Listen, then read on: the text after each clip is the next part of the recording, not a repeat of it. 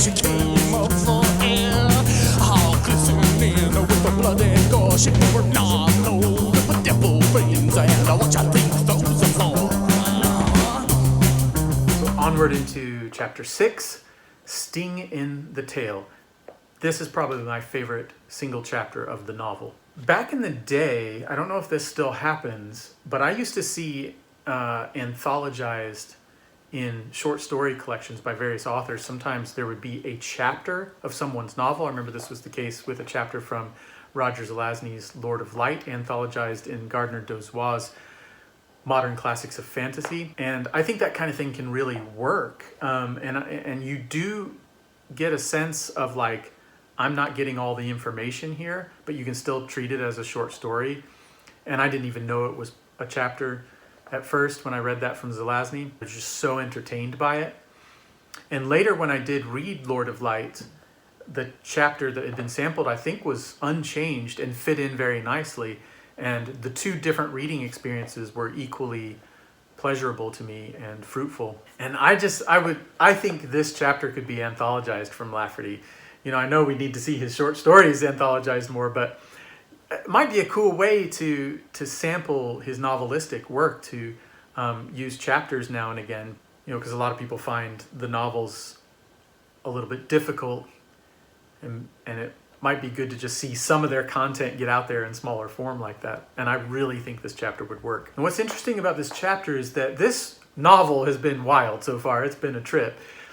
And yet this chapter amps it up, I feel. It does for me, for certain. And I'm pretty sure almost everybody feels that way, particularly about the Hydra hunt, the hunt for the devilfish portion of it. But really, I mean, everything happening in these feral regions is new levels of strangeness in a novel that's already very strange. And it really does kind of just like, it's like, look, again, I said, when they went into Hop equation space, it says it breaks here. This is different than other space. And that basically the novel just keeps doing that. And here's another moment. I think it breaks here. We're going into something very different. It's like they just literally go romping through the collective unconscious of this planet. And yet it is also very physically ecological and has an emphasis on that and uses terms like ecology and stuff, which I'm interested to know. I know that Dune gets cited as one of the first uses of the term ecology in science fiction, which does precede this, but I wonder if Lafferty is near the beginning of that as well. Incidentally, another example of a chapter anthologized basically as a short story out with the novel that's not in science fiction would be Flannery O'Connor's story or chapter called Enoch and the Gorilla, which again I read on its own first, not knowing it was a chapter, really enjoyed it as such, then read the book Wise Blood, in which it is, again, I think more or less unchanged, and it fit in really well, and I enjoyed both of those things as separate reading experiences. Just more testimony to being able to potentially do this with Lafferty. And though I'm saying that this could be anthologized separately, this chapter and the next do form a sort of diptych that all take place more or less in the feral regions, though the following chapter is more based on the mountains, because this is all them just getting to the mountains. So this chapter's structure is that in the first leg of their journey through this region, you basically get like this Astrobean bestiary. Then you get this killing of the devilfish. Then the remainder of the chapter is basically them hanging out in this little tavern inn within a little city that's headed by this sort of ad hoc emperor, and just a lot of tall conversation and storytelling and so on going on in that segment that is great and really gets into the weirdness of this region and its sense of the ghostly and the monstrous, which we've already seen kind of through the predaceous megafauna of the region, but now in smaller, stranger ways, and more grotesqueries and whatnot, and joking and so on. Fantastic chapter. All right, so for this first leg of their journey through the feral regions and its sort of bestiary, first of all, the ground itself is described, and we're told that this is more or less a rainforest, but this ground that they walk on is like one vast entangled network of trees, and it reminded me not a little of Aldous' hothouse and the sort of floral, all-pervasive floral landscape in that novel. Here, however, these trees are the actual ground they walk on, and it's said that basically it's bottomless. It just, this like tangle of trees and branches and things just goes down and down and down, and you eventually get to a layer down there that's water, but then the roots go on down under that water. So it describes them as basically walking and kind of scrambling their way across the tops of these trees and calling them green girders and stuff.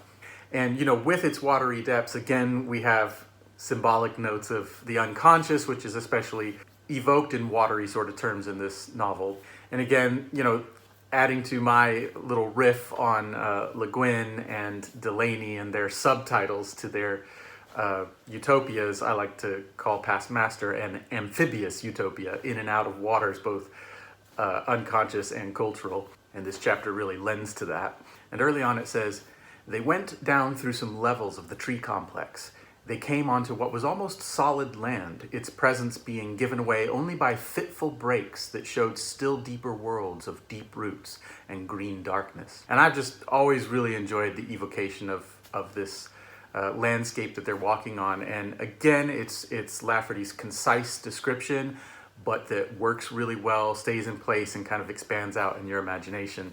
So as they begin to travel across it, Rimrock separates from the group to go on down into those watery depths and travel to their destination that way because he can. And again, he's an emblem of this amphibious thing that I'm talking about. The necromancer Walter Copperhead also separates from the group at this point to kind of make his own journey differently somehow to theirs, to that same destination.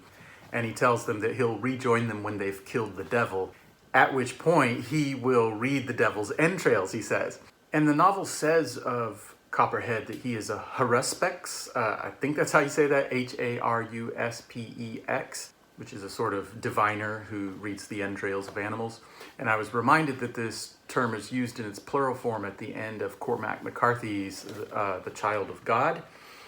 And I was listening to a podcast of some people talking about Child of God in particular, and they were noting that when it says this right at the end of the novel and uses this term, they're like, that's the only time I've ever heard that term used. I've never seen that in a novel or what have you. And you know, Past Master is another place you can find that kind of thing, and that is one of many, many similarities I have seen across the years in Cormac McCarthy and R.A. Lafferty in terms of using some of the same arcane sort of terms, as well as southwestern material terms, and quite a few other resonances. In fact, let me read this bit from Child of God. It says of the main character of the novel after, well, spoilers if you haven't read this novel, but I don't know how much it really spoils anything, but I mean, it's talking about the corpse of a character, and it says, his entrails were hauled forth and delineated, and the 4 young students who bent over him like those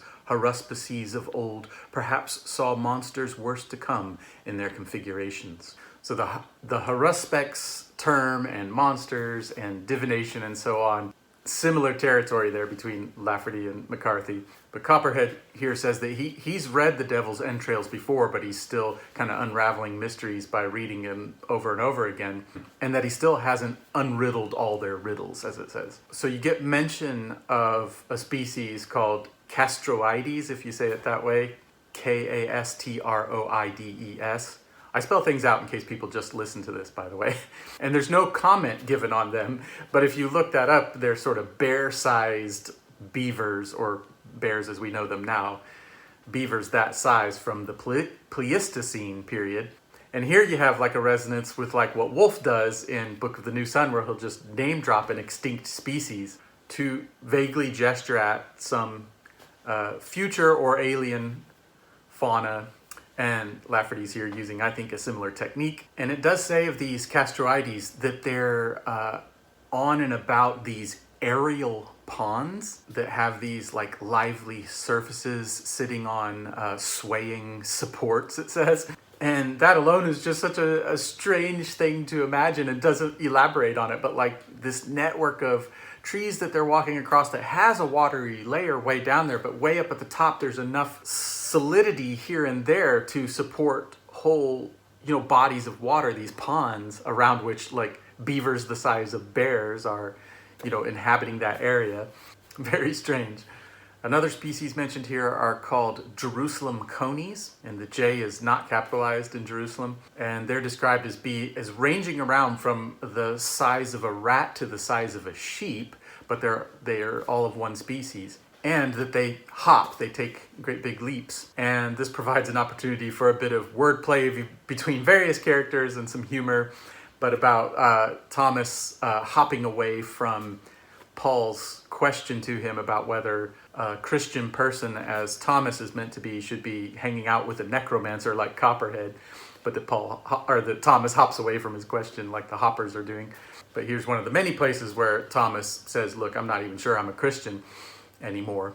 But the novel does a lot of this kind of hopping in and out of metaphor, either from something material coming into the conversation or narration as a metaphor, or vice versa, something metaphorical being described in conversation or narration, suddenly jumping out into the material landscape in a way.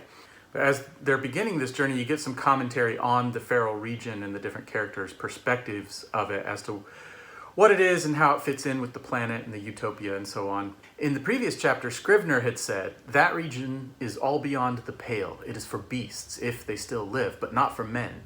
The mountains are retained. They are somehow a key to the weather control, but they are no concern of rational people. And that was as they were hatching this idea to go to the mountains. And here, Slider, kind of Scrivener's counterpart, says, the things in the feral regions are an obscenity to all civilized persons. We class them with excrement. And Maxwell makes the comment, there is no love of wild nature among the civilized people of Astrobe. These things are less real than creatures in dreams. I doubt if they have a name. So from the utopian perspective, this region is beyond the pale. It's outside the bounds of what's acceptable. It's irrational. It's obscene. It's essentially shit. And it's a place of just unreality. And yet, as I say, we're getting all this ecology, the whole inner-outer thing that the novel consistently performs. And you begin to hear about these larger predators, the Lazarus lion, the Portia's panther, the dire wolf, and so on. And Thomas is saying to Paul, they sound like the names of earth animals, and Paul reassures him, no, that's just the names. They're nothing like the earth animals that they're named after. And even Paul, who is not a utopian, who is anti-utopian, agrees that we are fools, to be here, he says. Scrivener and his like are correct. A rational man has no business here. But that's the difference between the utopian and anti-utopian attitude in this book, is that whilst there's some agreement on what is dangerous, foolish, irrational, the anti-utopians consider that not only a necessary part of the balance of the planet, which also the utopians seem to agree with, but that those who are rational or in any way somehow, fully human or what have you, are meant to, at least sometimes in some ways, be part of such regions and to even traverse and be involved in these irrational regions or what have you. And again, I just can't help but be reminded of what the Cherokee scholar Christopher Tootin describes as the Cherokee cosmos in his books Cherokee Stories of the Turtle Island Liars Club and Cherokee Earth Dwellers, where there's this tripartite sort of cosmos of the upper, middle, and lower regions. We occupy the middle space, balancing the upper and lower, and that lower region is a place of sort of watery chaos full of monsters and these sorts of things. And for the Cherokee, that watery lower region does represent the unconscious in many ways, but also external reality and material things about the earth in terms of water and underground and creatures inhabiting those places, and is a place of like this, it's dangerous, but it's part of what gives us our potential and our creativity, from which we receive certain kinds of messages that we can't get from the middle or upper regions, and the upper regions are the more rational and the lower being the more irrational, but that we're meant to live in balance between these and stuff. And I mean, it's there, you know, and it's like, whoa, that is such a parallel in Lafferty generally, and perhaps especially in Past Master. So for what it's worth, I just keep pointing that out. And you kind of get a brief outline of the predation cycle of the region, and like who eats who amongst all these predators, one larger than the next, and so on. Again, qualities of Tall Tale here. And I will say there, I'm very much reminded of Donna Haraway's emphasis on her idea of ecological balance and flourishing and so on involves, as she always says, living and dying together well. So death is a very important part of the cycle of things and balance, including predation and eating, and as she says, who's eating who, and that can determine whether an ecological niche can survive or not, and so on. And you know, in a lot of science fiction that often to me feels like it's trying to be edgy and dark, and sometimes it is successfully. You know, and it's outside of science fiction you see this kind of thing. You see it in like a cartoon movie or something. But there's this, when you really have to face the huge predation cycle going on amongst the animal kingdom, often intersecting humans, and of course humans are intersecting others with our meat eating and so on. There's this idea that like, ooh, we live in a terrifying, scary, completely monstrous and horrible world. And then from that, the implication that it might be pointless or meaningless or nihilistic or something. And just first of all, to see it as somehow indicating something horrible, or that the essence of life is somehow horror or something like that. And then that further step of the implication that therefore means things are meaningless or something.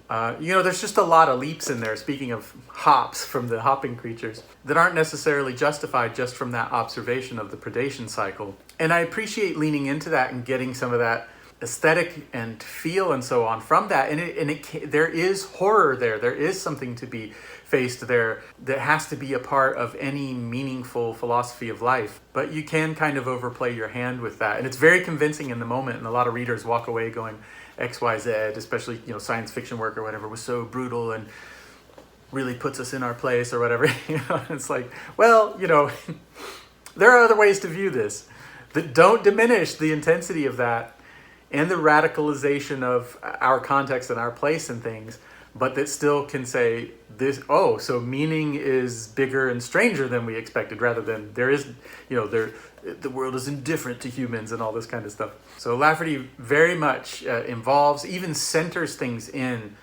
predation cycles and violence and so on, but in so doing never backs off of kind of an exuberance at the center of existence, of metaphysics, ontology. So that again, as I always say, he writes in this horror comic mode that just places this undecidability between, as he puts it, sort of trembling and laughing, being scared and being in ecstasy. And just to say where he says that laughing and trembling from fear sort of combination is in his short story, Days of Grass, Days of Straw, which is collected in the Best of Lafferty. So on cue, Lafferty shows us how goth he can be with this kind of stuff, and they talk about these rooks or rauks. I'm not sure how to pronounce it, but it's an older term for rook, you know, of the corvid family, ravens and crows and things. But he spells it R-O-U-K-S. So I'm going to say rauks just to remind us that that's the spelling. But Paul says, I know a cliff not a half day from here where there are 1,000 human skeletons hung up on thorn bushes. The rauks fly down and kill people for fun. They carry them up and hang them there for a warning. Most of those bones have old black meat still clinging to them. You told me that in your time on Earth, men killed wolves and hung them up on fence rails as warning to other wolves. This is the same. There is even the tale that the king rauk pays a bounty to each rauk whoso kills and hangs up a man. So there you go. And I've always gotten a little implication in the language here that these are rather giant birds, like larger than a condor, that one bird could lift up a man and impale him on apparently giant thorns. And there are hints of like Celtic, Nordic stuff here as well, because they're really big into their like ravens and crows and things in their ancient epics and so on. And again, re-emphasizing the predation cycle, Thomas says that he'd pit like an English ox against any of these creatures, and Paul says, The dire wolf could take the head and horns of an earth ox in one bite and the whole body in two more. The Lazarus lion can take the much larger rambler's ox in the same manner. And the Lazarus likes to eat people, not merely crucify them on the cliffs as the Rauks do.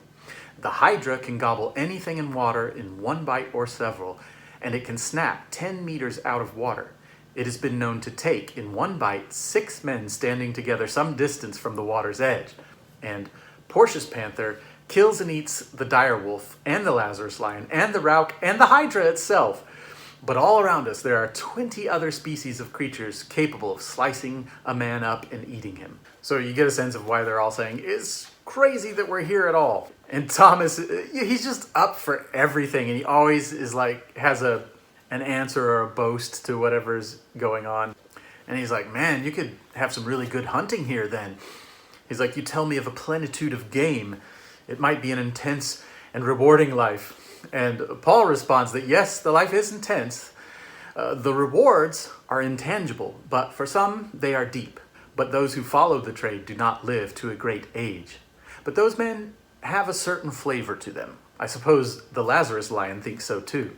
So there's something, inward and intangible in terms of reward of living amidst all this that even ends up making you taste good to those who are inevitably going to eat you. And Thomas is like, aha, here's the salt and the seasoning of the utopia that's much needed. And he says that, the utopian cities are a little insipid, but they need not be. He says, we'll but see to a better blending. Again, a key thing about this novel, it's about blending these extremes of the human psyche and culture between order and chaos, the rational, the irrational, and so on. And Scrivener continues to represent the utopian view that's like horrified at the idea of blending these things together and says they should just be hidden away forever. And so we get to the killing of the devilfish. So Thomas here makes this remark that in a place like this, there ought to be some weird being, as he says, or a sprite that would fit this green darkness, or to fit the green underworld here. And it says then that a green-colored voice came from a green-robed monk of the order of St. Klingensmith. He was a blackish man, and yet there was a touch of deep green in his black, who winked at them and grinned. And this monk becomes another part of their retinue for a while. And I love that idea of like black skin with a green tint to it. And I haven't been able to find anything out about like St. Klingensmith or anything like that. Haven't really tried to look into that. But he's called Father Adopter, Oddopter. And Adopter says to Thomas, you're also a sprite, but one never sees himself as such. One believes himself to be a man if he is raised by the humans. So ever, complicating ideas of what it means to be human and so on. And here, in part through associations with fairy and things like that, like calling them sprites and whatnot. And I still haven't looked much into the monk's name either, but I find it really interesting as kind of emblematic of anyone who is not of the utopia, that they are all odd opters.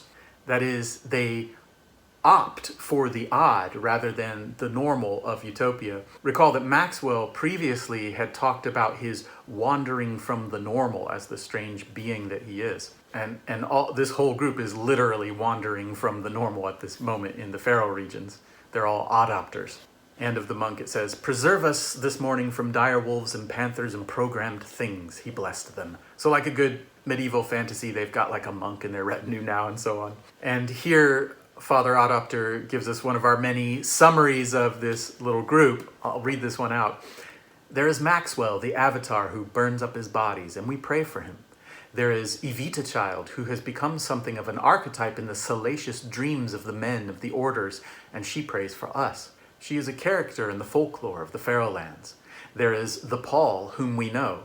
He will suffer stark death in following out a mission and will never be told its purpose. And you, sir, the doubtful Thomas, are a revenant with a double sign on you. The Holy Ghost certainly chooses strange instruments. Sometimes I think he is out of his mind. And the two others, the nothing man and the less than nothing man. And there he's referencing Slider and Scrivener, respectively.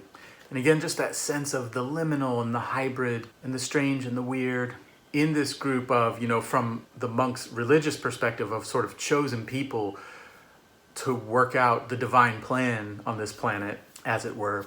And I love that frankness of thinking that the Holy Ghost is out of his mind sometimes with who he chooses to do his work. And that is a little note you get peppered all throughout Lafferty's short stories and novels of this. I think it's a pretty overt reference to the biblical notion of wrestling with God. It comes from the Hebrew Bible or the Torah, where Jacob, the son of Isaac, wrestles with this very mysterious, angelic, divine figure one night and is sort of wounded from it and stuff, and gains his name Israel, from which the nation gets their name, which according to that account means one who wrestles or struggles with God. So you get a lot of this, like, basically, what the fuck is God up to? One short story I'm reminded of that does this is "And Walk Now Gently Through the Fire," where it says that God basically uses his apostles as jokes that he's telling to kind of work out his plan. Very Laffertian.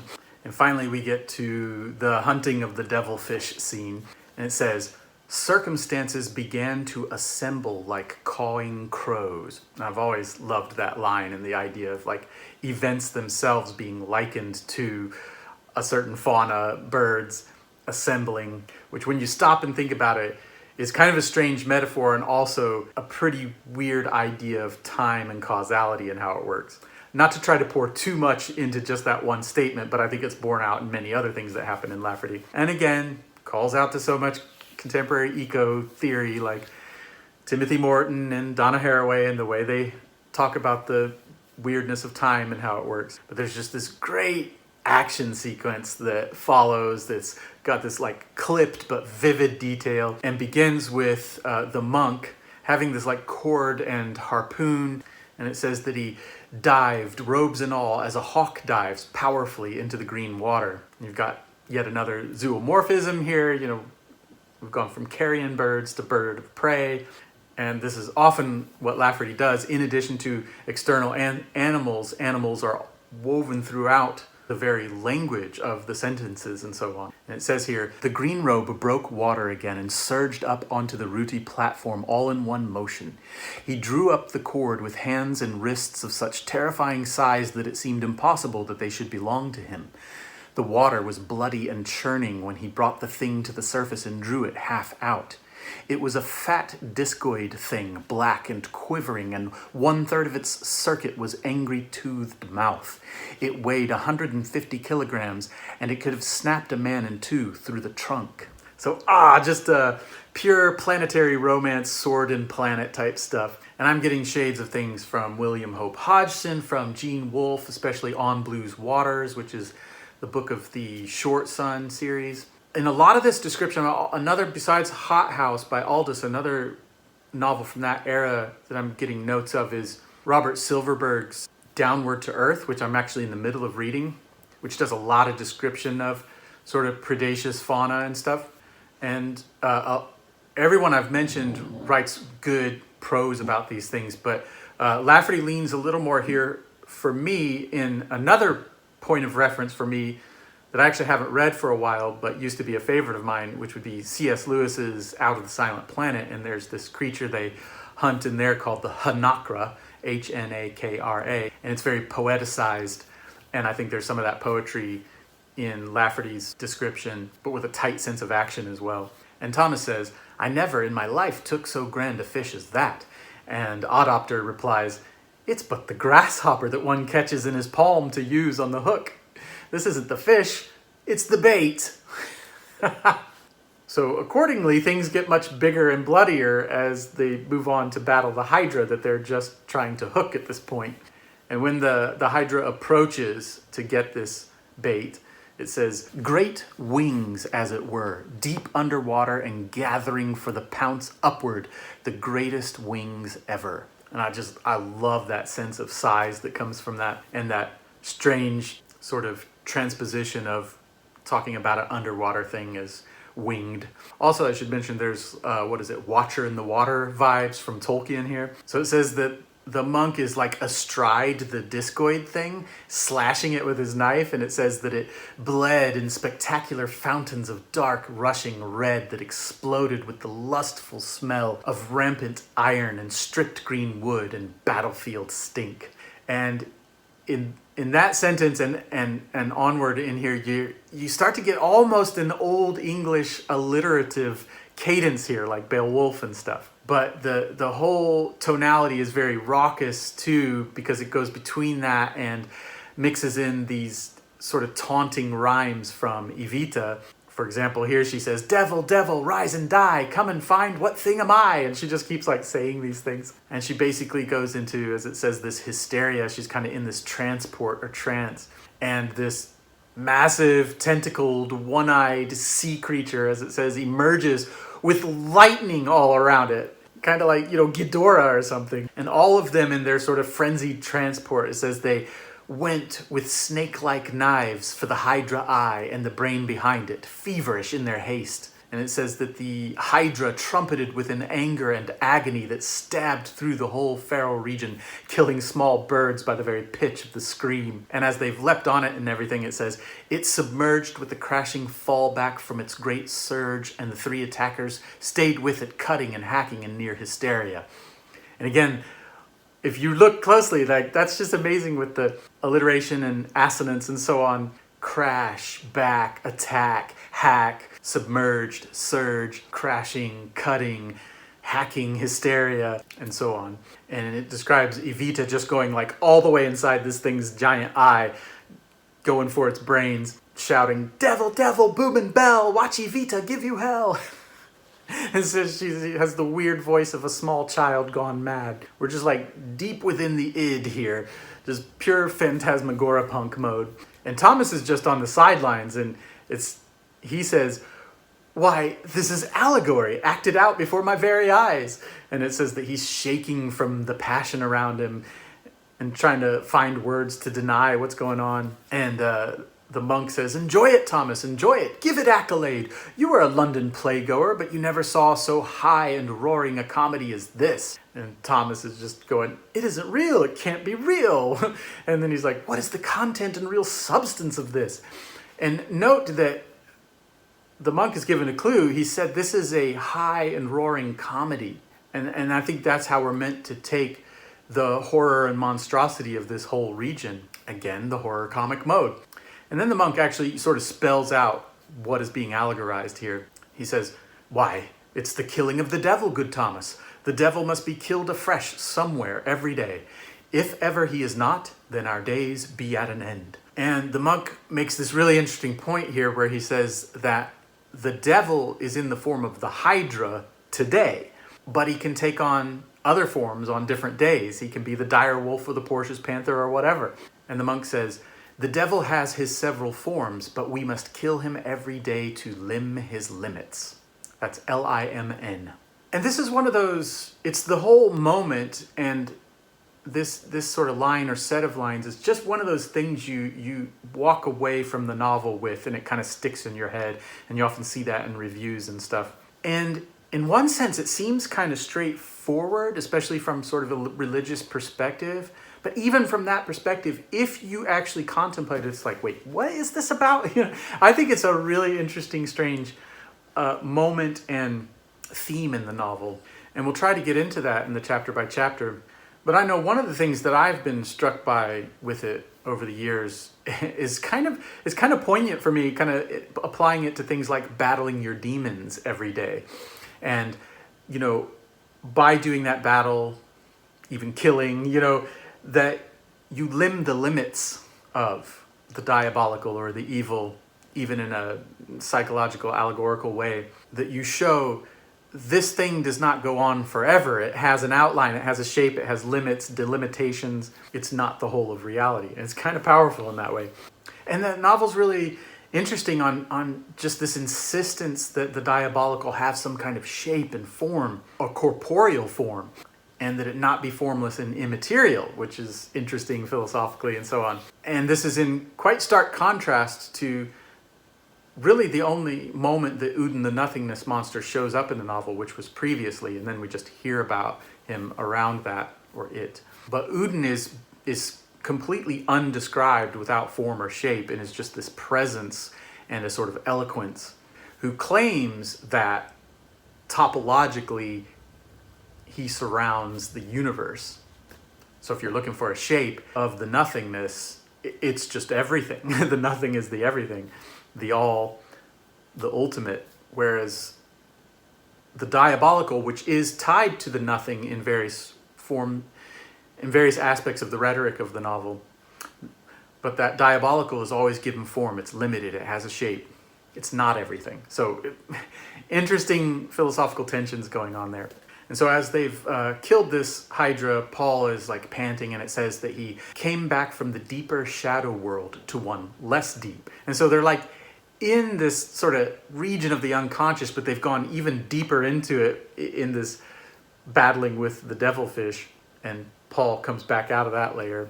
And I'm reminded of Lafferty's story, The Hole on the Corner, after which this podcast is named, which has sort of multiverse versions of a husband and wife meeting different iterations of one another, some of which are very monstrous. And at one point, the wife says to one of the monstrous forms of the husband, try to have this nightmare back in whatever corner of your under-id it belongs when I come back.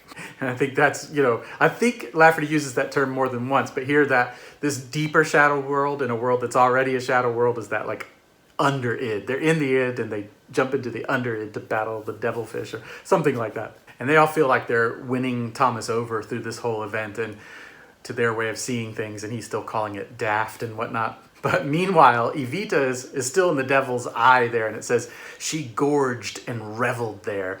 And while the monk and Thomas are discussing like belief and superstition regarding the existence of the devil, it says, Evita had finally emerged from the monster, glistening with blood and gore and bearing a great armload of devil brains.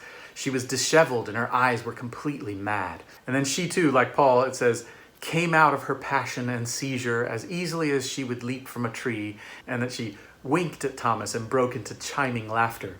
And she says that she's seducing his mind rather than his body because she'd burn up his body, she says. And instead she's saying that we burn a brand on your brain. And here I think Thomas is a stand-in for the reader, and it reminds me of the opening of Lafferty's Fourth Mansions, where on the first page it says, you who've looked in here for just a moment, it's too late, you've already been snake bit, die a little, there is reason for it, and stuff like that. And for those who've seen it, actually, there's a weird little parallel here to the movie Late Night with the Devil. If you've seen it, think about the ritual aspect and what it says about the ritual and observing it, and what the potential implications are for having seen that film. If you've gone that deep with that film, Lafferty in his own way, I think, is playing with similar ideas here. Like, you've already seen it, you're part of it now. So it says they're going to cook and eat these armloads of devil brains. And the narrator addresses the audience in that raconteur style that Lafferty does from time to time and says, you ever cook any devil brains yourself? Don't knock it if you haven't tried it. Absolutely love that. And then there's like these concise but vivid details of them cooking the brains and the sort of the material process there. It's really nice. And Thomas is hesitant to eat it, but then eats it and is kind of hooked on it. And it says that he welcomed them as one of the rarest and heartiest foods ever, and that they entered into him. And because of that, it says they would stand him well in his crux hour when it came. By eating its brains, he would always have a certain mastery over this enemy. And that'll come up even quite specifically later on with brain snakes in his head. But again, there's this idea of like facing and pressing into all these irrational and diabolical things or what have you as being ways to cope with and deal with and combat when it's called for these things. And there's even this really strange hint of this like alternative Eucharist happening here, which we've already seen like a blasphemous Eucharist or Lafferty's idea of that in the coin-operated puppet show Catholic Mass back in the Utopian City. And here I don't think that is just like a replay of that kind of thing. This is like viewed as some kind of good thing or necessary thing. And they're going to have there'll be a brief mention of an actual Eucharist in just a little bit, sort of a Catholic Mass. But here you have like almost this in-between space between the actual Catholic Mass and its blasphemy in this eating of the devil brains. Very interesting, very strange. So as promised here, Walter Copperhead rejoins them and begins to read the entrails of the devil they've just killed.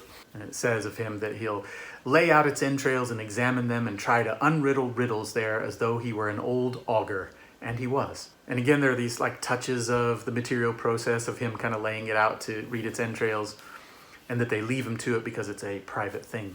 And it is left mysterious. We're never given any details about what Copperhead reads in these entrails, even though there's been an emphasis on him doing that. So I'm not sure if we're meant to look into that or not. But we will get a large-scale, kind of spectacular, cool return of this whole image of reading entrails as regards the entirety of the planet in the next chapter.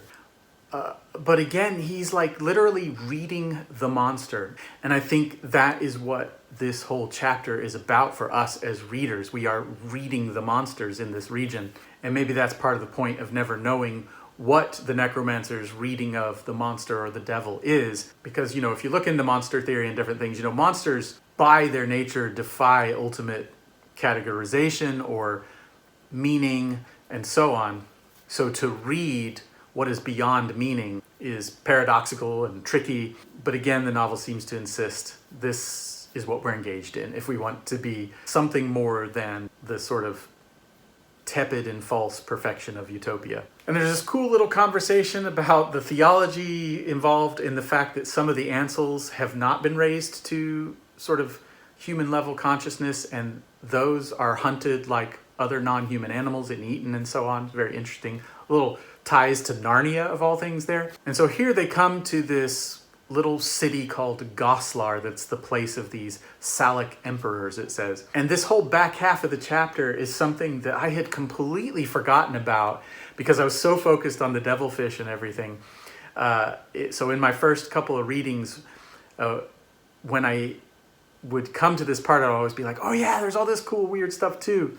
And I don't want to get into it here, but these emperors are like the product of some student revolt or something. But it says that every time there's a new emperor, there's a mechanical killer dispatched to come kill him. And every time one's killed from some other place, there's dispatched a new emperor. And it just goes on in this cycle. And sometimes the emperors can just last a day or months or a year. But I like this like sudden reminder, like after all this, like as one reviewer put it, like a Weinbaumian odyssey through this sword and planet type stuff. You have this reminder that we're in a science fiction novel. There are these like android programmed killers, whatever. And it says this really interesting bit about them here as the God damn, that's really hard to read. These programmed killers of Astrobe have been described as garbage disposals, as the ultimate police, as the precision wardens of the Astrobe dream. They got rid of everything that stood in the way of that dream. They had been so constructed, and they had so propagated themselves and continued. On the breast of each programmed killer was blazoned the motto, "I have not been false to the vision." The sensing of these killers was faultless and relentless. Anything that threatened the Astrobe thesis was the enemy, and they would follow it to the end and kill it. They had never ultimately failed, though certain tricky persons sometimes eluded them for years. So that's a great description of this self-propagating robot police force enforcing the utopian dream. That sort of biting description of their motto, "I have not been false to the vision." So the emperor they meet here is called Charles the 612th. Every emperor is called Charles, and there's been over 600 of them. And it says that this Charles has only been emperor for less than a day, and it says of him that he had been crowned by a dumb bird-liming man in the darkness of the night before. And again, it's just full of these lovely little touches that do some of that work that we expect from traditional fiction in these really compact ways, but adding to the sense of the type of people that are here and stuff. This bird-liming man who can't speak is the one who crowns this emperor. So the rest of the chapter takes place in this sort of shanty palace tavern, and they're like drinking and feasting on devil brains and telling each other stories and stuff. And I love this whole thing that happens here where it describes that Charles is polishing the skull of the emperor who died just before him. And Evita comes over to help him put the cracked pieces of the skull in the right places. because he obviously died violently from the programmed killers just before him. And then it says that there's a whole wall full of these skulls in niches, and that basically they all start sort of like singing to Evita and somehow like calling out to her romantically, because as it turns out, she's been a consort of hundreds of them somehow, even though she looks so young. And they're all sort of pining for her as skulls in these niches in the wall. Just, the novel is so weird, and that it like just has these extra bits of extra weirdness out of nowhere that don't kind of fit in some, I mean, they fit tonally perfectly to me, but we've not really seen much that would almost be magical like this before now. But here it gets into Evita's legend and this whole thing about how she wanted to prove that the devil was real and hell was real, and she was trying to go to hell to do this. And she gets into sort of a Faustian bargain with like scientists to make her life last really long. And it's this great little sort of nested mythos or parable within the novel. And she talks about how she couldn't find hell immediately. But then when she finds it, this is what it says. She says, "I did find hell. Golden Astrobe of the dream is that hell. I don't like it, and I never will, but hell exists."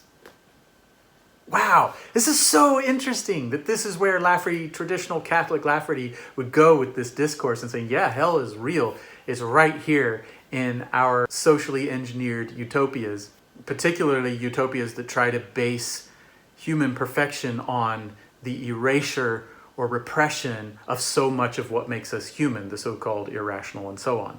That's hell. That's hellish. And right where we're supposed to be in heaven, sort of an earthly heaven. And again, there's just this sense in the novel that it insists that both hell and the devil are material and earthly, or have material and earthly forms, or what have you. Very interesting. And Evita makes this strange remark talking about the slum cities, which are called Cathead and the Barrio. She says, if the Cathead thing and the Barrio thing are hell, then I am for hell till a better hell comes along.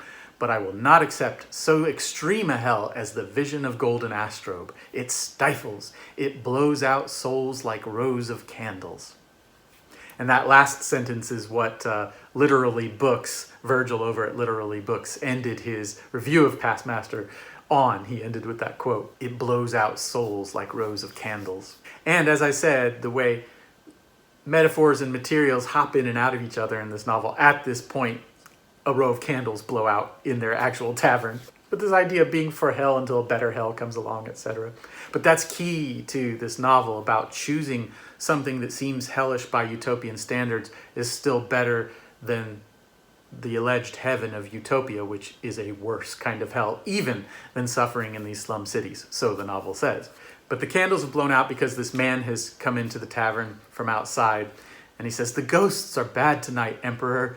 They have just eaten all the flesh of my wife and left only her bones." And then this becomes this little refrain. The man whose wife was eaten except for her bones. Like it keeps saying that over and over. And this whole weird idea of flesh-eating ghosts. And they get into this whole discourse about ghosts and monsters in this region that is very cool. And that the monstrous in this region is basically stuff that's been ripped out of context and set to wandering, it says. And that these things are angry at their misplacement. And there's this like little potted mythos stroke natural history of the ghosts and so on in this region. It's great stuff. And we'll get into it. And the monk says that the psychic force, the libido, is completely rampant here. And he goes on to say that the feral strips are the powerhouse of Astrobe. They are the key to the weather and to the fertility of the land, to the water and to the water power, also to the power from the Grian sun. They are also, I believe, the psychic powerhouse of Astrobe, though their human persons are fewer in their thousands than is civilized Astrobe in its billions. Yes, superstition is very strong here, Thomas. So again, that explicit blending of actual ecology and psychological ecology. And the monk goes on to say, if 3 persons of the feral strips imagine a thing strongly enough, however monstrous it may be, they can bring it into being. They can create a contingent body for anything they imagine, and it will be inhabited by certain unbodied spirits here. I have seen it done. I have helped do it. When children of the feral strips play monsters, They make monsters that can be seen and smelled, and which on occasion have eaten them up. So again, all this ludic monstrosity, playing with monsters. Amazing. And how it's dangerous. But nevertheless, it's an inherent part of our creativity and so on that has to be somehow integrated, though it can never be safely and neatly integrated. Which again, as I've mentioned before, I think is where Lafferty kind of differs from Jung and Jungian psychology and so on, at least to some degree as I understand it so far, or at least as the way people popularly use Jung, etc., etc.